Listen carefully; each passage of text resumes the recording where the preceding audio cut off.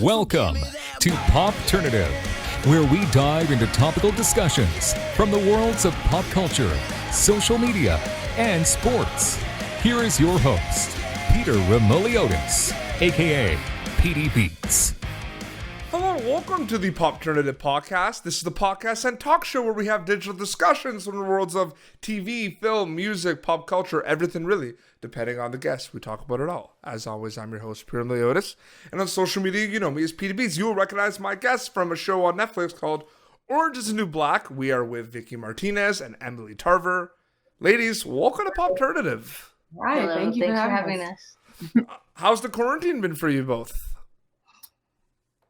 I think it started off pretty boring. In terms of us in our house. It's obviously not boring news wise, but I think we go back and forth from reaching our I want to see human beings to I don't actually want to do that at all.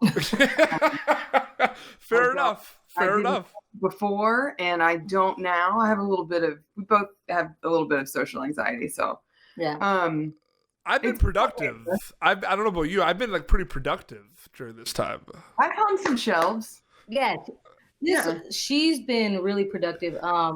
We like to have fun and definitely like to make the party be wherever we are. And but since we've been home and we've been trying to keep it, been trying to be good and healthy. And Emily has been sober for almost a month. 25 days, yeah. I mean, I was drinking a half a gallon of vodka a day by myself alone. Wow. And that was really bad. That reminds me, you've seen the Vine, 2 shots of vodka, and then she pours a lot of vodka. Have you ever seen that one? That reminded me of that. Yeah, that's pretty much where I was going. But I just kind of curtailed it pretty quickly, and I'm just a day at a time. Oh, for sure. What I'm really excited about with you two guests specifically right now is I love and I admire guests that wear many hats. You act, you perform music. Emily, you do stand-up. I love that. I think it's important. How important is it, you can both answer this question, how important is it to wear many hats in this industry? I think for the both of us, it definitely keeps us not bored. I mean, when you were asking earlier, how are we doing here? She said, yeah, we're bored because we're just doing the same thing, but we definitely can entertain each other all day. Mm-hmm.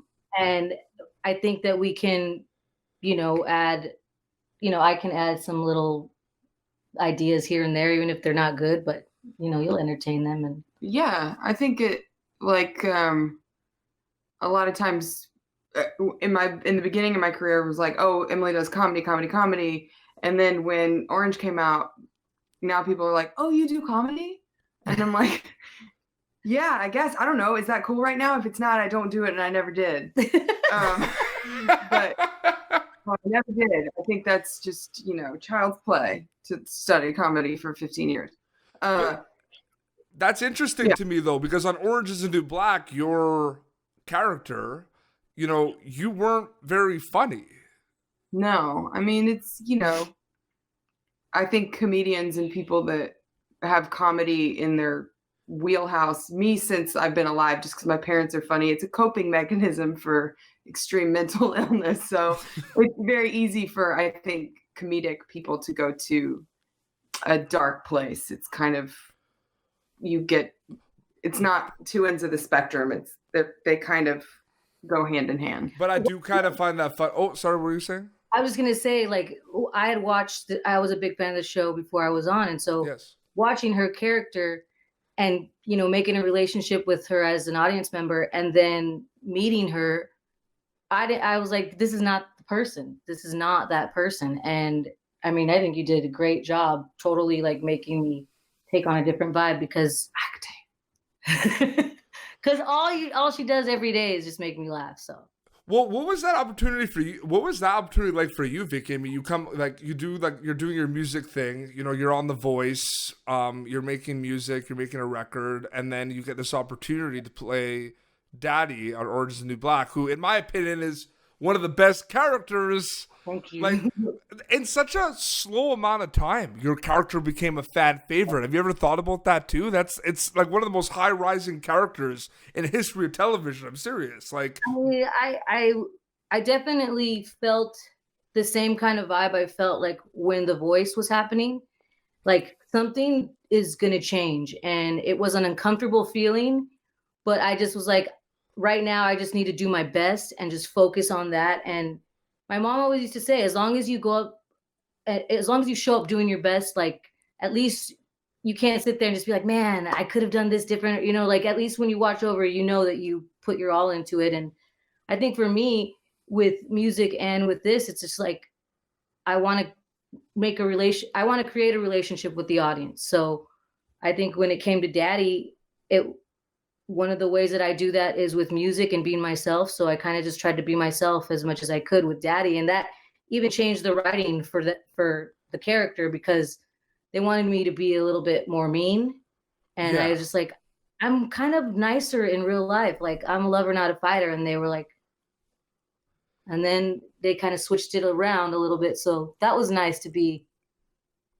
You didn't know if I was a good guy or a bad guy. how many seasons were you on? Was it 2 or 1?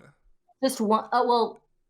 The season 6 and then 1 episode of 7. Do you see that, Emily? That's wild, right? Because that's like there's a lot of seasons of Orange Is the New Black.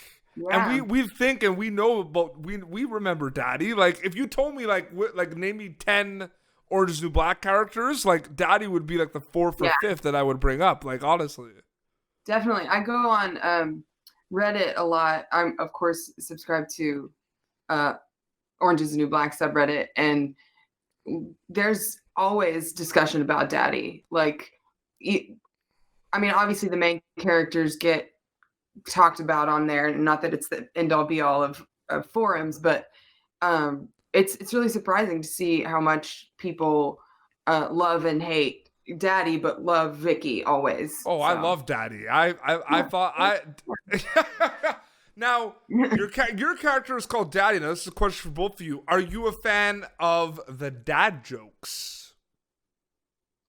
What dad? Oh, real dad jokes? Are you a fan of dad jokes? Yes.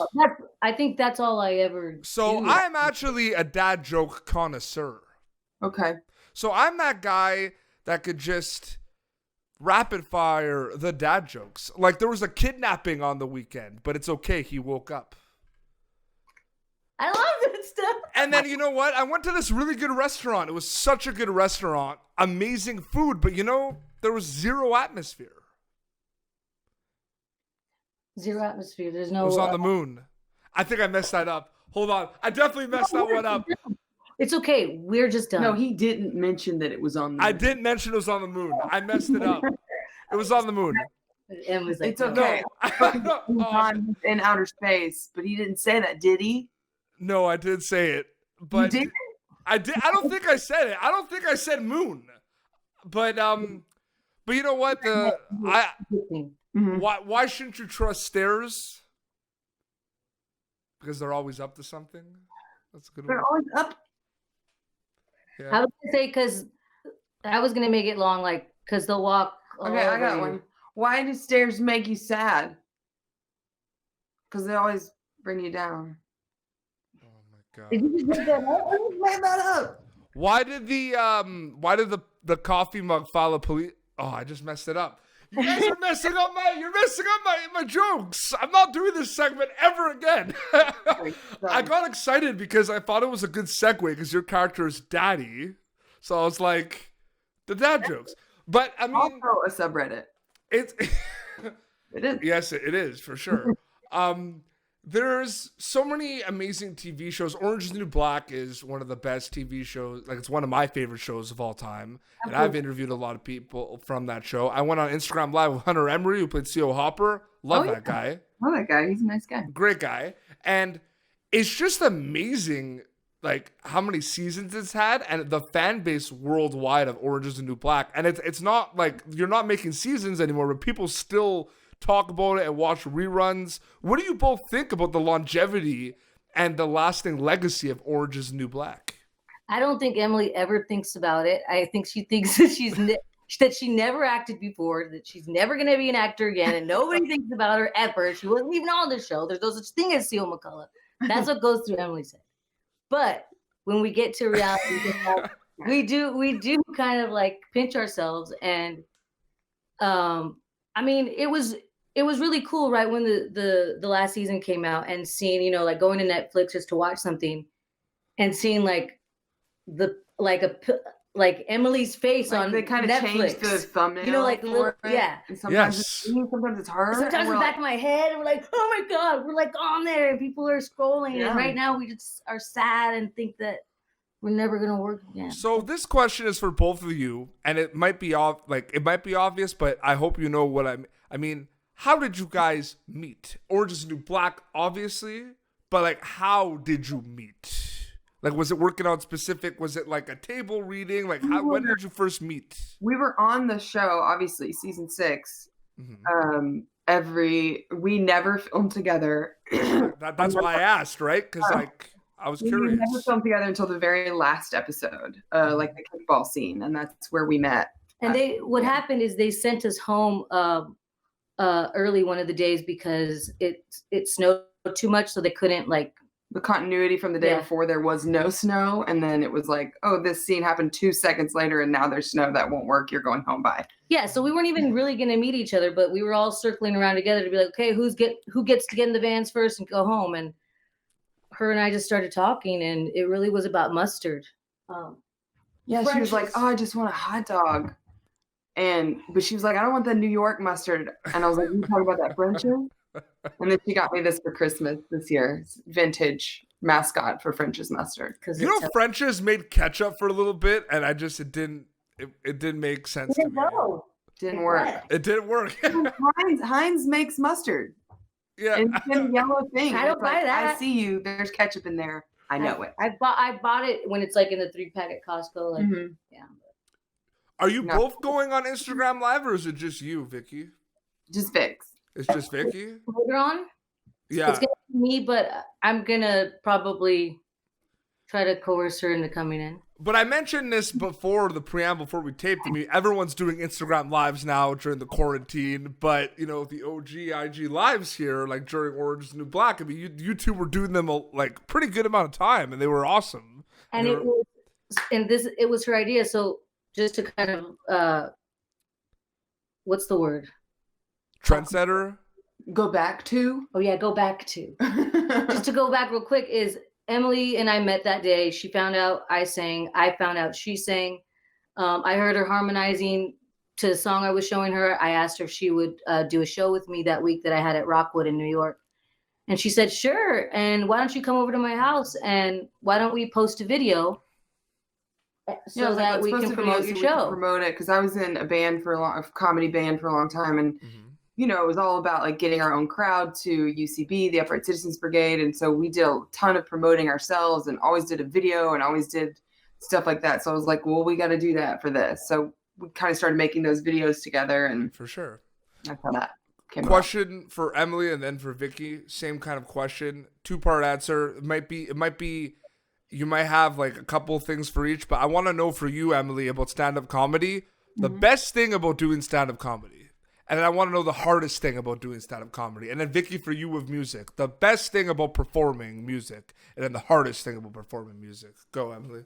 The best part about doing stand-up is when your set is over and people like it. Okay.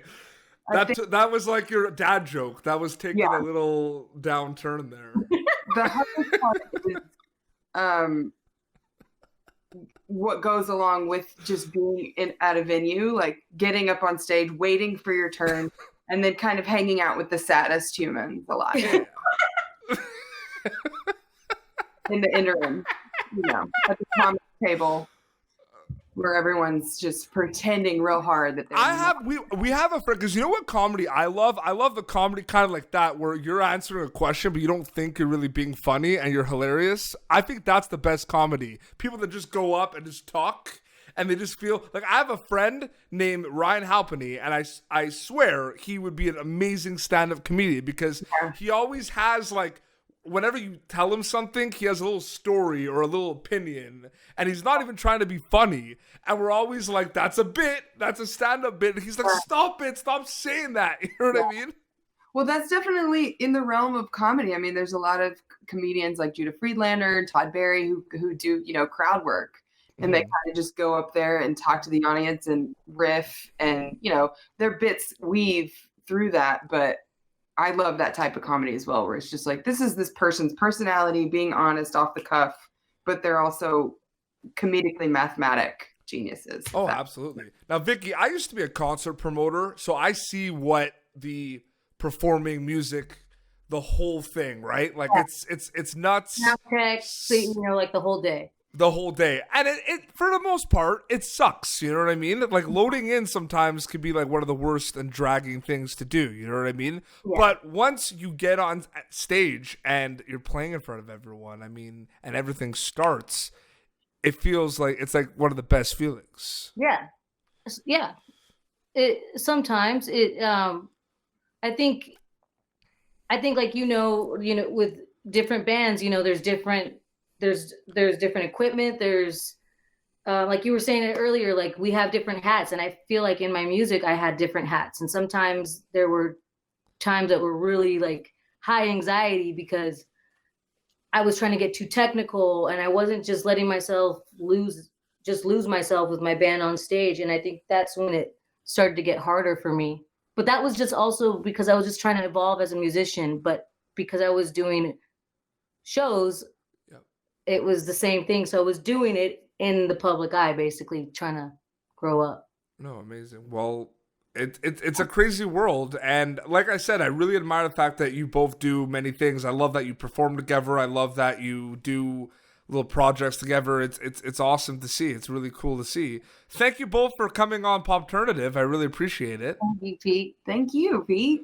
We'll do another one. Yeah, we're going to do an Instagram Live. We got to do an Instagram Live. And Emily, I'm going to challenge you to a dad joke off. It's happening. I won't prepare. It will be only improvised. That's the only way I'm ever funny. That's why stand-up was hard for me. Because I was like, I don't want to memorize this. It's up to you. Would you want us to sing like half of a song or something? Or yeah, I actually just did Popternative Fest over the weekend where people like perform live on Instagram. That's awesome. Where we had some pretty cool artists. It would be cool to do something. Yeah, you guys performing? We'll talk. We could set something up. It would be cool. Yeah. Okay.